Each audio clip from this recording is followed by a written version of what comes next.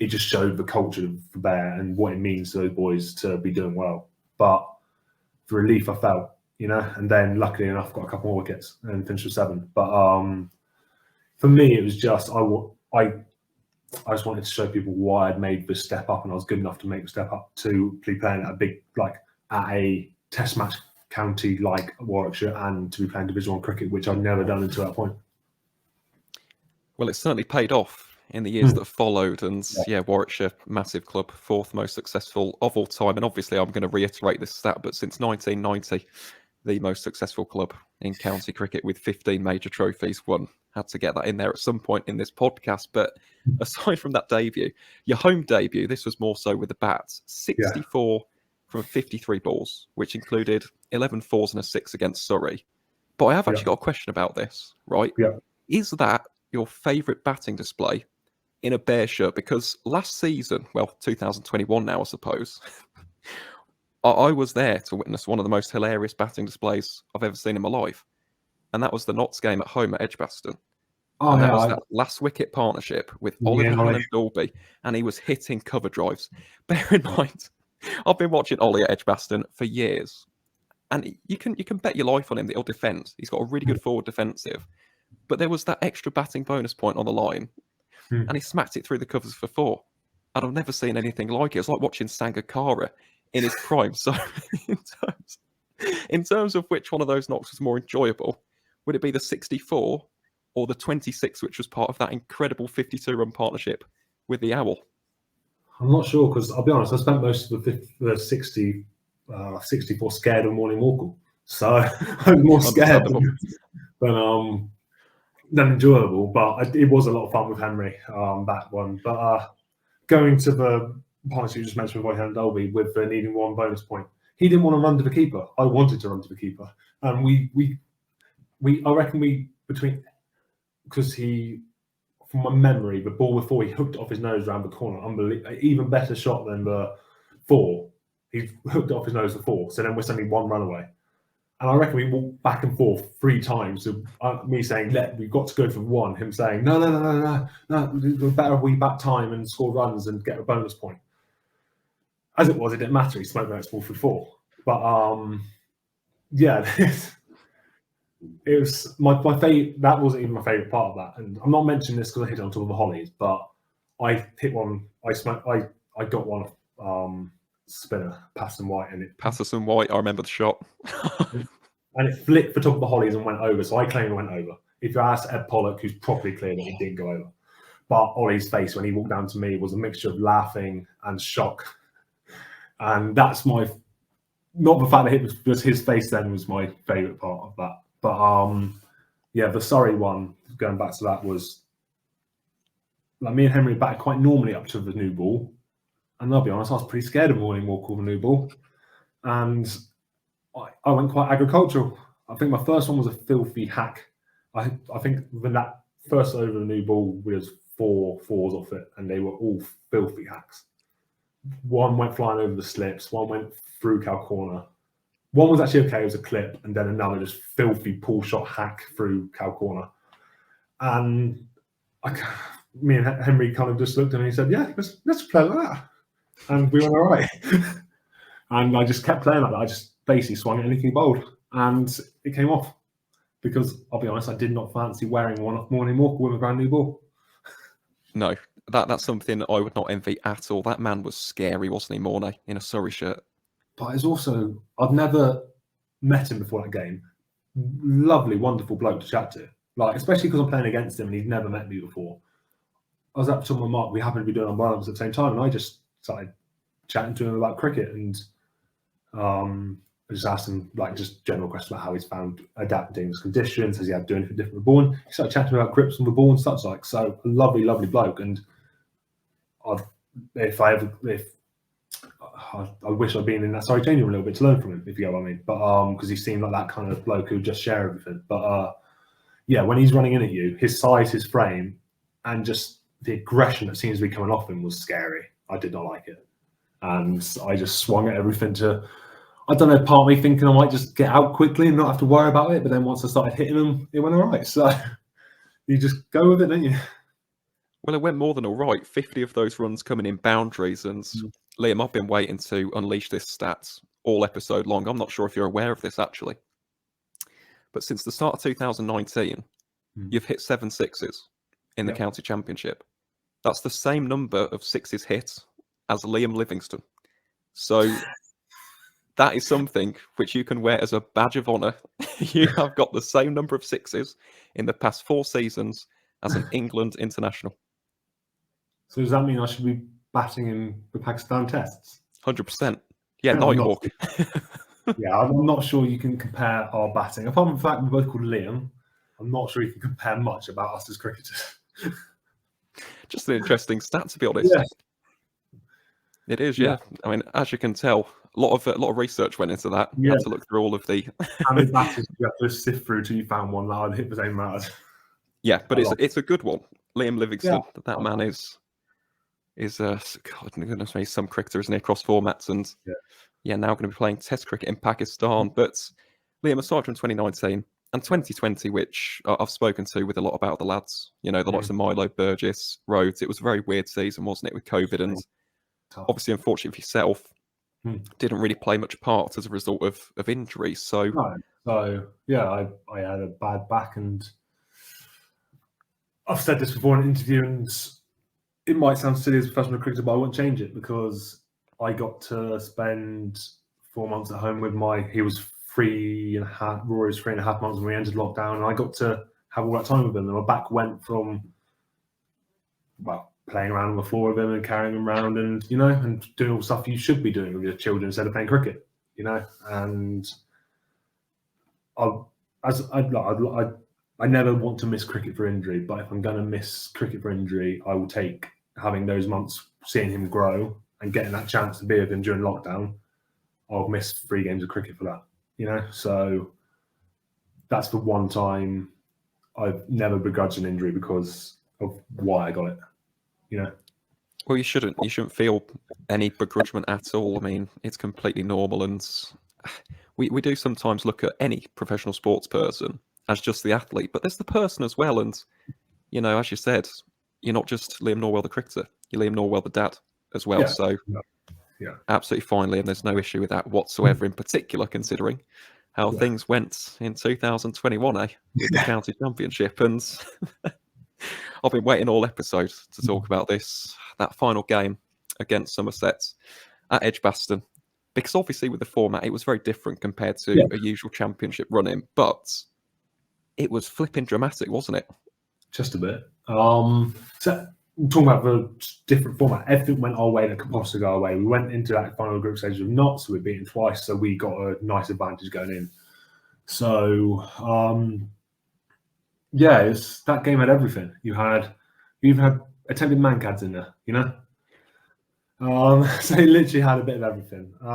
But I think you could say the stars aligned, and like if the game went as well as it could have done with the events that were happening at not Old Trafford, at Liverpool, weren't they? Yeah, Egbert, yeah. The events could happen at Liverpool. The game was going as well as it could have done. Danny Briggs played an unbelievable innings to get us across the batting bonus point.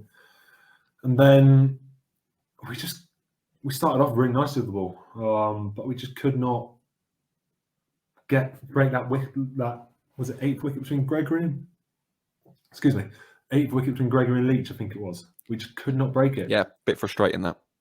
And I'll be honest, when we ticked past 110 overs, you felt the whole ground just go, you know, on the third morning, like, we're done, we're done. And we didn't feel like that on the pitch. We knew still we had to win the game to even have a remote chance. We didn't know what was happening at Liverpool at this stage. So I think it was about a 20-run deficit, 30-run deficit in the end, when we finally got Leach and Davey out. 22 to be exact. 22. Then won 3 of the best innings you're going to see. Rob Yates with that 100 was superb. And I love Craig Miles, but in my opinion, that was performance of the season. I know I love Craig, and he's bowled superbly during Bob Willis Trophy. But that innings, without Rob Yates playing the way he did, we don't win the championship. But then you can say the same without Sibley and Will Rose playing the way they did. We don't win the championship. Like, Sibs put everyone doubts about him being able to play through the offside or aggressively to bed in that one innings.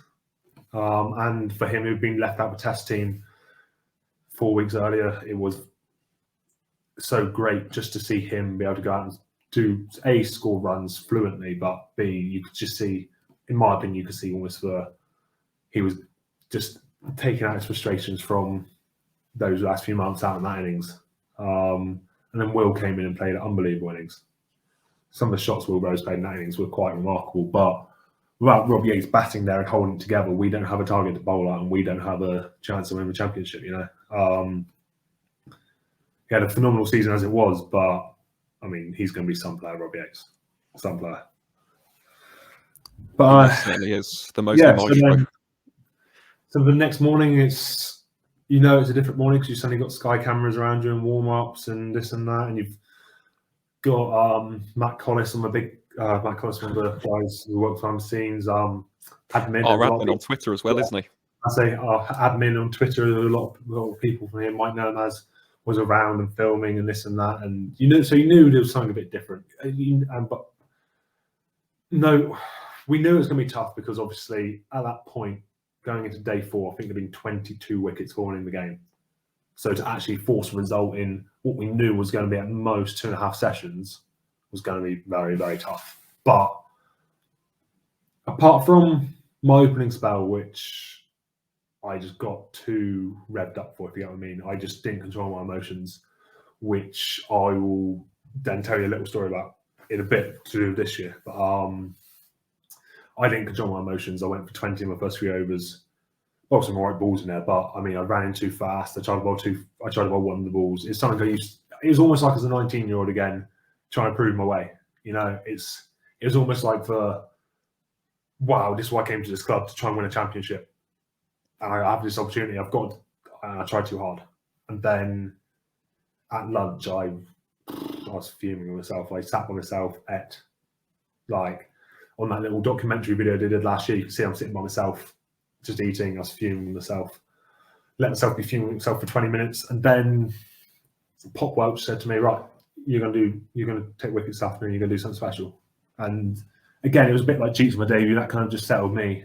They have confidence in me. They're Mark Robinson said to me, just control yourself, control your emotions, you'll be all right. And then, I did bowls. Then we started off lovely. Brezzy gets us a wicket, a bit fortunate, not a great decision, but you take them. And then Wokesley get Azhar Ali out, and right, we're on it.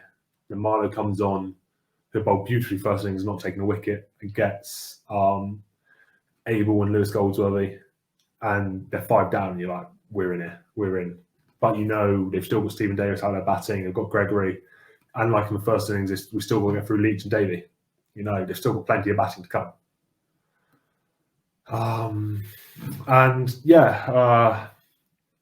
Like I said, I bowled 3 overs of 20 or 21, bowled pretty poorly. And I think the next 4 overs or 5 overs were maidens. I just relaxed. Like, probably helped the lads are taking wickets, so there was less pressure on me to feel like I had to do something special. But also, it was just me telling myself to just do what you've done all year. You've bowled well all year. You've helped the team into this position to have a chance to win a championship. So just relax and you'll be all right. And I bowled one of the best spells I've bowled to Stephen Davis. It wasn't like they were, and let's say I bowled 3 or 4 maidens, however it was, maybe 4 maidens in a row. It wasn't, and they weren't just like boring leave maidens. They were like good bowling maidens, and I don't often give myself credit, but that's up there with maybe the best, like I said, one of the best spells I've ever bowled, and that is what I now use when I'm having doubts about myself. I go back and I have that footage, and that's the footage I watch to, right, this is what I do well, this is how I do it well, And then we got a ball change. It was the ball went out of shape, which did actually do a lot last season, but wasn't that well documented, and then did it stupidly a lot this year. And above one ball, and it just sounded different off the bat. We're like, this is hard. This is a hard ball. And next ball, bowled Davis with, and then it kind of, we hadn't taken a wicket for a little while at that point. It kind of got everyone going again. And then then Wokesley came on and bowled a Jaffa to Craig Overton. And we went into tea 7 down, and it was strange because you knew you were almost there, but you knew it was still like you didn't know whether to enjoy it and celebrate because you were so close, but you're still so far to go, or whether to like. So I ended up just getting a plate of food, sitting in front of the viewing area, and just kind of just focusing on task in hand. And I did that again this year. But I just kind of took myself. I tried to distance myself from the emotions of it all, and just right. You've still got something to do here. We still got 3 wickets to get. And first or second ball after tea, Wokesley flattens Leaches off stump, and all that goes out the window, and you're running around the pitch like a madman trying to chase Wokesley. And then again, a bit of a partnership between Davey and Gregory, and Marlowe gets Gregory with an interesting shot. Not probably not the best ball Craig bowled all day, but a very good catch from Burgee because it flew through. And then last end of the season, I'm both 13 or 14 overs in the day, and I've never felt so fresh running in the bowl. It felt like Craig was bowling at the other end. So for me, because we left obviously Gloucester at the same time, and I've already shouted about almost my cricket journey started then against Craig. It was quite nice that someone I'd gone through a lot of cricket with was bowling in tandem with me. We chatted about it at the end, but it was just like you were floating into bowl. Like I'd love to know what an atmosphere running into bowl like. Obviously, I've been in test match grounds watching, and I've been at Ashes games watching, and the atmosphere is unbelievable. But that atmosphere that day was so amazing, and that Edge was probably a quarter full. So what it'd be like in a full there. But who knows? But like me and Craig both said, it almost felt like we were gliding into bowl. And then, I bowled a pretty decent over to Brooks, and last ball, I had a gully all over. Will put a gully in, I put a fly slip in. We changed around the field, try and keep on strike. And luckily, we made the field change, went straight to gully. And I went running off like a madman, ran straight to deep point where Danny Briggs wasn't getting a cuddle. Oh, wow, a big hug. And then suddenly realised I was nowhere near anyone else. So I ran back to the big the huddle. Huddle, and kind of me and Craig ran into each other on the way in, and we joined the huddle, and bedlam. I love the fact that I took the wicket to win. I'm not going to lie, I do. It's a great moment for me, and like that day, like behind my head here is me, my wife Lauren, and Rory with the trophy. It's a day I live with me forever. And as much for those scenes afterwards where we had parents, grandparents, kids, girlfriends, extended family out on the pitch. I've never had felt so much love in one place, if you get what I mean. So it was such a great feeling, like everyone there together and families, everyone able to enjoy it. But it was those moments straight after the game where you're in the huddle and everyone's going mad and you realise you've done it and you're hugging each other. They're the moments that will live with you forever, and hopefully there's more to come. We've still pretty much got the same team that won that championship, apart from Lammy, which great cricketer, and I wish him all the best at Derby, and Sibbs, and again, great cricketer, both of them great blokes, and wish them all the best at Surrey. Wish they weren't going, but we've still pretty much got the same team. We got people coming. We got, like I said, Ed Barnard will probably fill that Lammy role with the bowling, and we're still pretty much got the same team with the additions of Al Davis and Rushy, and it's going to be hopefully more of those days to come. Fingers crossed, because it was, you can't describe days like that. You just can't. They're days which you dream of your entire life. You dream of that moment of experience in it. And I'll just give it you from a fan's perspective, to be honest, Liam, because I don't usually get emotional with cricket. I really don't. Don't get me wrong. I'll get far too interested and far too involved, especially when it's Warwickshire. The stress levels rise, in particular at the end of this season. But I wasn't there in 2011. I wasn't there in 2010, sorry, for the CB40.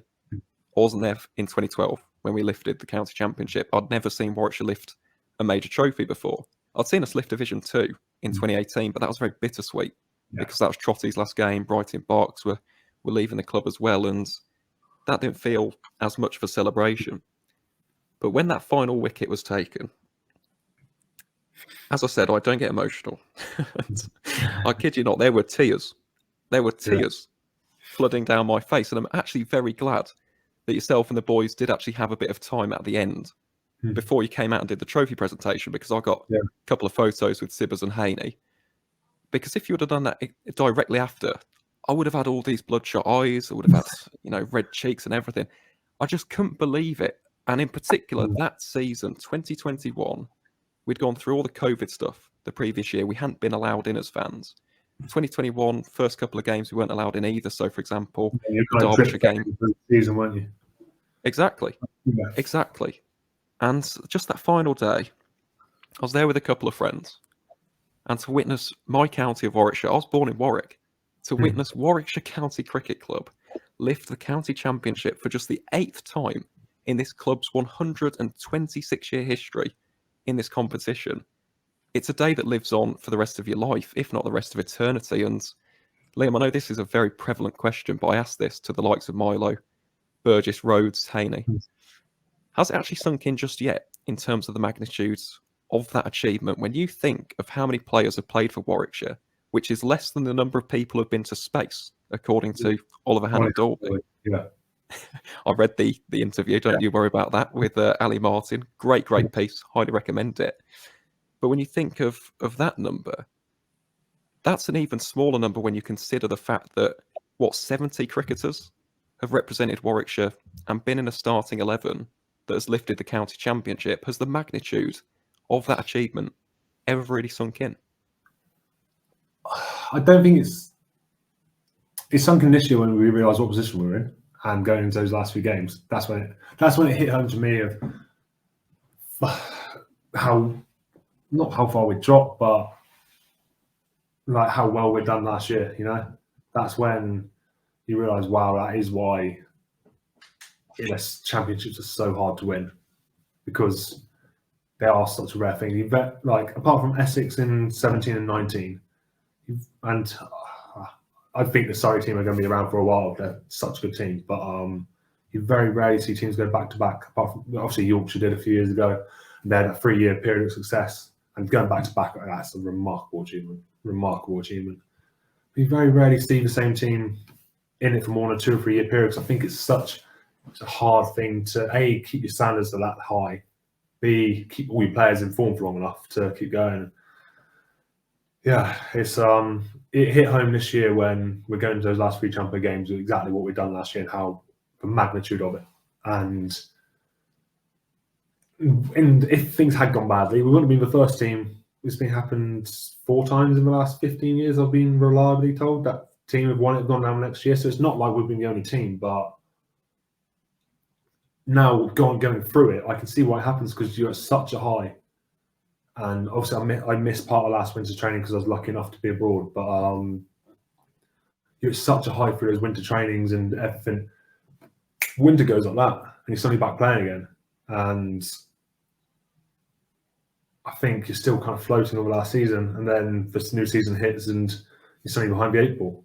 And I think the big thing learning from that whole championship is, I hope I am, and I really hope I am, but I'm fortunate enough to do it again, is for next year you've got to go even harder, because you've got a target on your back.